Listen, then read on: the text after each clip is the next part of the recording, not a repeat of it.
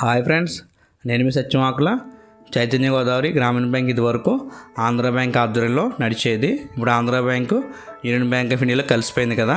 ఇక్కడి నుంచి మన చైతన్య గోదావరి కూడా యూనియన్ బ్యాంక్ ఆఫ్ ఇండియా ఆధ్వర్యంలో నడుస్తుంది. అలాగే ఇదివరకు మన చైతన్య గోదావరి ఐఎఫ్ఎస్సి కోడ్ ఏఎన్డిబితో ఉండేది. ఇప్పుడు అది మారిపోయింది, అది పనిచేయదు. ఏఎన్డిబి ప్లేస్లో మనకి యూబీఐ అని వచ్చింది. అంటే సేమ్ పాత ఐఎఫ్ఎస్సి కూడా మనకి సేమ్ ఏఎన్డిబి ప్లేస్లో యూబీఐ అని వస్తుందంటే అదొక మార్పే. అంటే అకౌంట్ నెంబర్ సేమ్ పాతదే ఉంటుంది. అలాగే బ్యాంక్ పేరు కూడా చైతన్య గోదావరి గ్రామీణ బ్యాంక్ అని ఉంటుంది. అలా అకౌంట్ నెంబర్ సేమ్ అదే ఉంటుంది. ఇవన్నీ సేమే, జస్ట్ మీకు ఐఎఫ్ఎస్సి కూడా మాత్రం మారుతుంది, గుర్తుపెట్టుకోండి. ఏఎన్డిబి ప్లేస్లో మీకు యూబీఐ అని వస్తుంది, అదొక మార్పే, గుర్తుపెట్టుకోండి.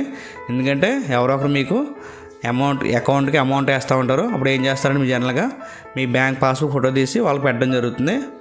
అప్పుడు ఏమవుతుందంటే బ్యాంక్ పేరు మారలేదు కాబట్టి చాలామంది వాళ్ళ బ్యాంక్ బుక్లు మార్చుకోలేదు. దానివల్ల ఏమవుతుందంటే వాళ్ళ బ్యాంక్ బుక్లో ఇంకా పాత ఐఎఫ్ఎస్సి కూడా ఉంది.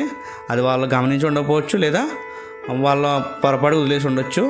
కానీ అవతల వాళ్ళు మీకు అమౌంట్ వేయడానికి ట్రై చేసినప్పుడు వాళ్ళు సేమ్ పాత ఐఎఫ్ఎస్సి కూడా ట్రై చేస్తారు. అప్పుడు మీ అకౌంట్కి అమౌంట్ రాదు, రిజెక్ట్ అయిపోతుంది.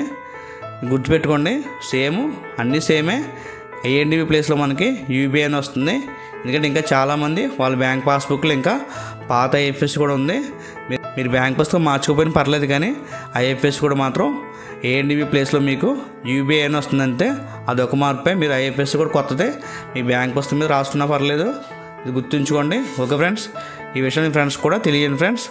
Okay friends, thanks for watching. Please subscribe సత్యమాకుల for YouTube channel. Take care, bye bye, Jai Hind.